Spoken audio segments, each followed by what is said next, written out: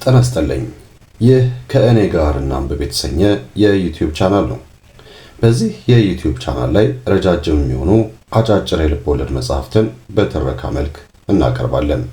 የግጥም መድብሎችን፣ ቁም ነገር አዘል ቀልዶችን፣ ሌሎችንም መጣጥፎችን የምናቀርብበት የዩቲዩብ ቻናላችን ነው።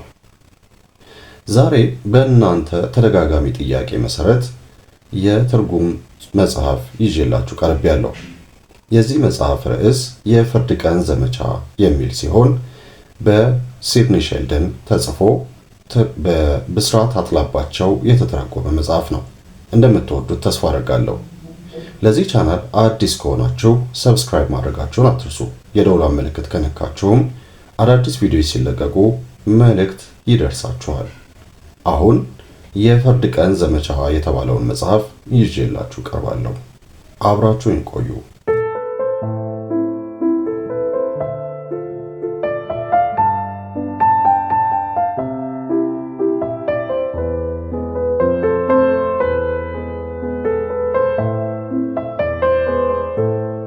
የፍርድ ቀን ዘመቻ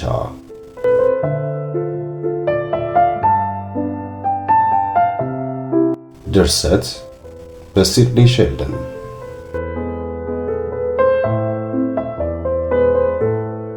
ትርጉም ብስራት አጥላባቸው።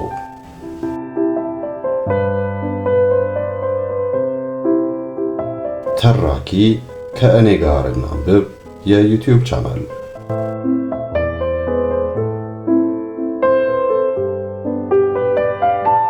በሰኔ 2012 ዓ.ም የታተመ።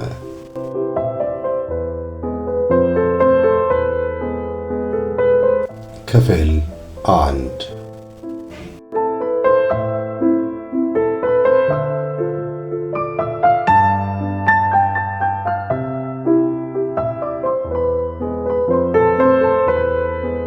አዳኙ።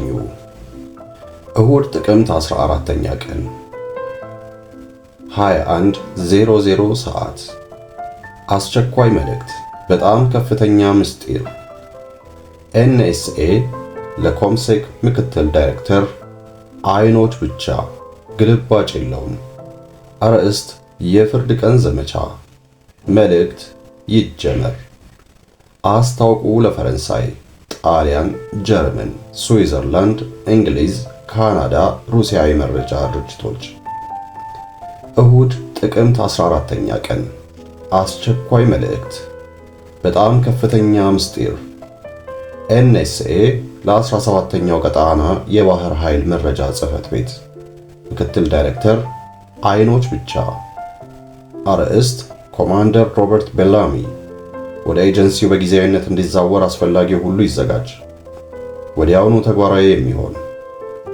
ከላይ በተጠቀሰው ላይ የምታደርጉት ትብብር ይጠበቃል።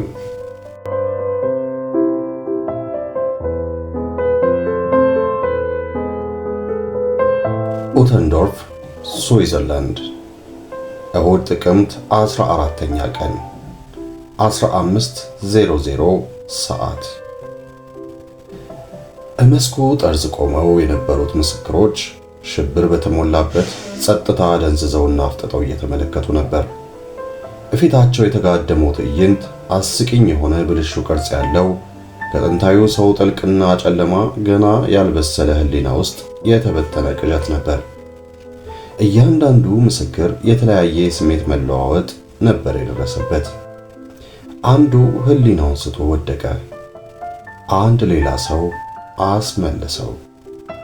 አንዷ ሴት ከቁጥጥር ውጭ ሆና ትንዘፈዘፍ ነበር። ሌላ ሰው ደግሞ የልብ ድካም ሊይዘኝ ነው ሲል አሰበ። አዛውንቱ ካህን ደግሞ መቁጠሪያቸውን ጨምድደው ያዙና አማተቡ።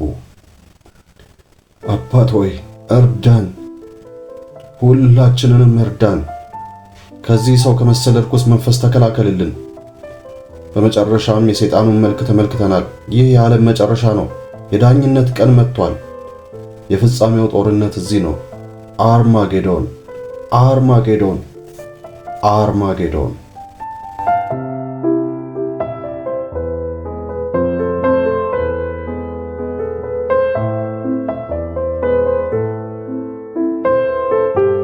ምዕራፍ 1 አንደኛ ቀን ሰኞ ጥቅምት 15 ኮማንደር ሮበርት ቤላሚ ኩቺ ቪየትናም በሚገኘው የተጣበበ ሆስፒታል ውስጥ ተኝቶ በመታከም ላይ ነው። ሱዛን በሚያምረው ነጭ የነርሶች የደንብ ልብስ ሆና ወደ ራሱ ዘንበል በማለት ንቃ ባህረኛው አትሞትም ስትለው ይሰማዋል። እሱም ምትሃታዊ ድምጿን ሲሰማ የሚቆጠቁጠውን ህመሙን ረሳው። አንድ ነገር በጆሮ ውስጥ አንሾካሾክለት ይሰማዋል። እጁን ወደ ላይ ላከና ሊጎትታት ሞከረ። ነገር ግን የጨበጠው ባዶ አየር ነበር።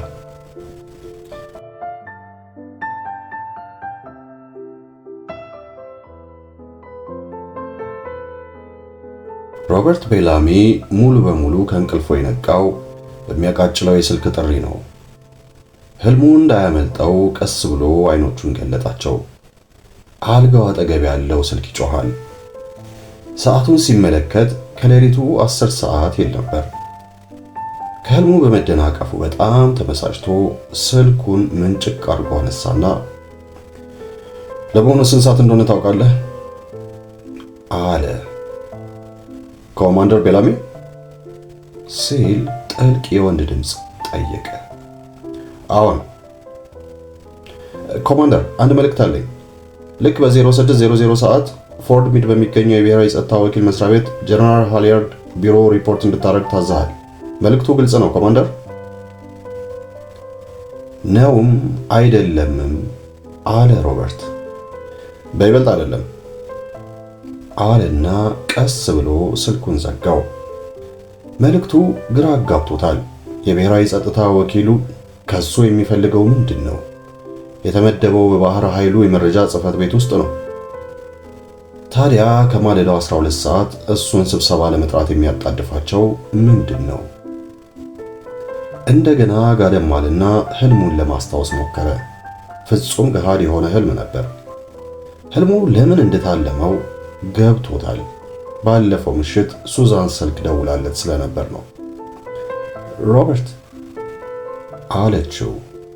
ድምጿን ሲሰማ ሁሌም እንደሚሆነው ድምፁ እየተንቀጠቀጠ ሄሎ ሱዛን አላት። ደህና ነህ ሮበርት? በእርግጥ ደህና ነኝ። የገንዘብ ከረጢትስ ደህና ነው? አላት። እባክህ ሮበርት እንደዚህ አትበል። እሺ ሞንቴ ባንክስ ደህና ነው? ባለቤትሽ ደህና ነው ወይ ለማለት ፍጹም አይቻለው። ሞንቴ ባንክስ የሱዛን ባል ነው። በጣም ደህና ነው አለች ሱዛን። ለጥቂት ጊዜ ርቀን ለመሄድ ስለፈለግን እንዳትጨነቅ ይህንኑ ለነገር ፈልጌ ነው አለችው። የድምፁን ቃና ለመመለስ እየጣረ ወዴት ሲል ጠየቃት። ወደ ብራዚል ልንበር ነው። በገንዘብ ከረጢት የግል ቦይንግ 727 ሲል አሰበ። ሞንቴ ብራዚል ውስጥ የሚያከናውነው አንዳንድ የንግድ ስራዎች አሉት። በእርግጥ አለ ሮበርት። ቀጠለና እኔ የአገሪቱ ባለቤት ነበር ይመስለኝ። ሮበርት እባክህ ይህን ነገርን አቁም። አዝናለሁ ሱዛን። አንዲት ሴት ፈልገ በመጎዳኘት ደስተኛ እንድትሆን እፈልጋለሁ። አንዲት ሴት አግኝቼ ነበር ሱዛን፣ ግን ምን እንደተፈጠረ ታውቂያለሽ? እንደገና ተለያየን። እንደዚህ የምታረግ ከሆነ ሁለተኛ አልደውልልህም አለች ሱዛን። ሮበርት ሆዱን ባርባር አለውና እባክሽ እንደዚህ አትበይ ሱዛን አላት። ሱዛን ለእርሱ የህይወት እስትንፋሱ ናት። የእርሷ እርሱን ያለማነጋገር ጉዳይ እንኳ ሊቀበለው ሊያስበውም የማይችለው ነገር ነው። አንዲት ሴት እንድትይዝ እሻለሁ አለችው ደገመችና። እሺ ሱዛን ቃል እገባልሻለሁ አላት። ስላንተ በጣም አስባለሁ የኔ ፍቅር። እኔ በጣም ደህና ነኝ አላት። ግን እውነተኛውን ጉዳይ ብትረዳውስ ሲል አሰበ። ነገር ግን እንኳንስ ለእርሷ ለማንም ሊያሳውቅ ወይም ከማንም ጋር ሊወያይበት የማይሻው ምስጢር ነው። የሮበርትን እውነተኛ ችግር በመረዳት የሚደርስባትን ሐዘን ፈጽሞ ሊቋቋመው አይችልምና። ብራዚል እንደደረስኩ እደውልልሃለሁ አለች ሱዛን። በመካከላቸው ረዘም ያለ ጸጥታ ሰፈነ። አሁን ልለይህ ነው፣ መሄድ አለብኝ አለችው። ሱዛን። አቤት። እወድሻለሁ፣ ምንጊዜም አፈቅርሻለሁ። አውቃለሁ ሮበርት፣ እኔም አፈቅርሃለሁ። ይህ ነበር በጣም የሚያስገርመው ጉዳይ። ፍቅራቸው ጣፋጭና መራራ፣ እስካሁን ድረስ በጽናት ይዋደዳሉ። ሁለታቸውም ትክክለኛ የሆናቸው ግሩም የትዳር ጓደኛሞች ናቸው ይሏቸው ነበር ጓደኞቻቸው ሁሉ።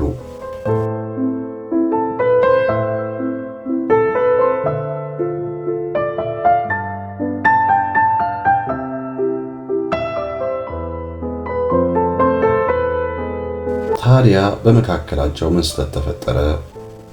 ኮማንደር ሮበርት ቤላሚ ከመኝታው ተነሳና በባዶ እግሩ ወደ ሳሎን ሄደ።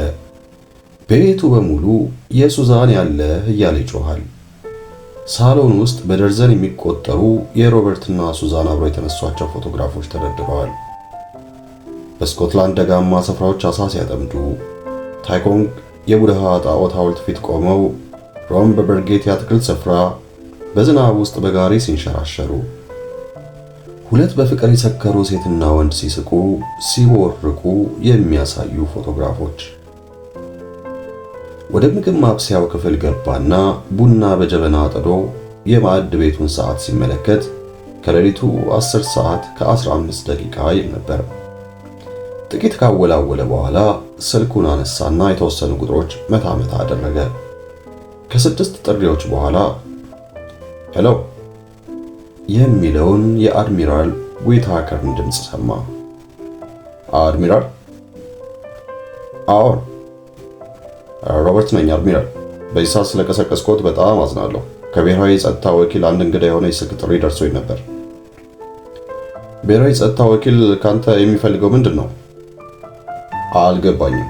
በ12 ሰዓት ጀነራል ሃሊያርድ ጽሕፈት ቤት እንድቀርብ ታዝዣለሁ። ምናልባት ወደዛ ተዛውረህ እንዳይሆን። ሊሆን አይችልም፣ ፈጽሞ ስሜት አይሰጥም። ለምን ብለው በግልጽ አንድ አስቸኳይ የሆነ ጉዳይ አለ ማለት ነው። ሮበርት፣ ለምን ስለ ውጤቱ ከስብሰባው በኋላ አትደውልልኝም? እደውልልዎታለሁ አድሚራል፣ አመሰግናለሁ አለና ስልኩን ዘጋው። ሽማግሌውን ባላስቸግረው ይሻል ነበር አለ ሮበርት። አድሚራሉ ከ2 ዓመት በፊት ከባህር ኃይል የመረጃ ጽሕፈት ቤት ኃላፊነታቸው በጡረታ ተገልለው ነበር። እንዳውም ጡረታ እንዲወጡ ተገደዱ ማለት የበለጠ ተስማሚ ነው። ስለ አድሚራሉ ውስጥ ውስጡን የሚናፈሰው ወሬ ባህር ኃይሉ ስለ አድሚራሉ አንድ አልባሌ ቢሮ ሰጥቷቸው መርከብ ስር የሚጣበቁ የባህር ነፍሳትን የመቁጠር አይነት ተራ ስራ እንደሚሰሩ ነው። አድሚራሉ ስለ ወቅታዊ መረጃ ጉዳዮች ምንም ግንዛቤ አይኖራቸውም። በዚህ ዓለም ላይ ከሱዛን ሌላ ሮበርትን በሚገባ የሚያውቀው ሰው ቢኖር አድሚራሉ ብቻ ናቸው። እጅግ በጣም ነበር ሮበርትን የሚቀርቡት። ሮበርት ከሱዛን ከተለየ በኋላ ከሰው ጋር መነጋገር በጣም ነበር የሚናፍቀው። ልክ በጊዜ እስር ቤት ውስጥ የተከረቸመ ሆኖ ነበር የሚሰማው። በሌላ ጊዜ በሌላ ዓለም ውስጥ ሆኖ አሁንም ከሱዛን ጋር የደስታና የፍስሐ ጋብቻ ኑሮ የሚኖሩ መስሎ ይታየዋል። ተንተክትኮ የፈላውን ቡና በስኒ ቀርቶ መታጠቢያ ቤት ገባና የፊቱን ገጽታ በመስታወት ይመለከት ጀመር። በመጀመሪያዎቹ 40 ዓመታት ውስጥ የሚገኝ ዘለግ ቀጠን ያለና አካላዊ ብቃት ያለው ሰው ተመለከተ። ደረቱ ላይ ጥልቅና ሰፊ ጠባሳ አለው። ጎላ ጎላ ያሉ ጥቋቁር አይኖች፣ ጠንካራ ገጭና ጥቁር ፀጉር ያለው ሰው። ደረቱ ላይ ያለው ጠባሳ ከአውሮፕላን አደጋው የወረሰው ቅርጽ ነበር። ጠባሳውና ሱዛን የትላንት ናቸው። ይህ ግን ሱዛን የሌለችበት ዛሬ ነው። ጢሙን ተላጭቶ ገላውን ከታጠበ በኋላ ወደ ልብስ መስቀያው አመራ። ጥቂት ሐሳብ ባደረገና ግራጫማ ሙሉ የሱፍ ልብስ ከነጭ ሸሚዝ ጋር ለብሶ ግራጫማ ክራባት አሰረበት። ስለ ብሔራዊ ጸጥታ ወኪል መስሪያ ቤት የሚያውቀው ነገር በጣም ውስን ነበር። ድርጅቱ የእንቆቅልሽ ቤተ መንግሥት በሚል የቅጽል መጠሪያ ከመታወቁም በላይ መላውን የአሜሪካ የስለላና የመረጃ ድርጅቶች የሚተካ ከሁሉም በላይ ደግሞ እጅግ ሚስጥራዊ የሆነ መስሪያ ቤት ነው። ከእኔ የሚፈልጉት ምን ይሆን? ግድ የለም በቶሎ ደርስበታለሁ አለ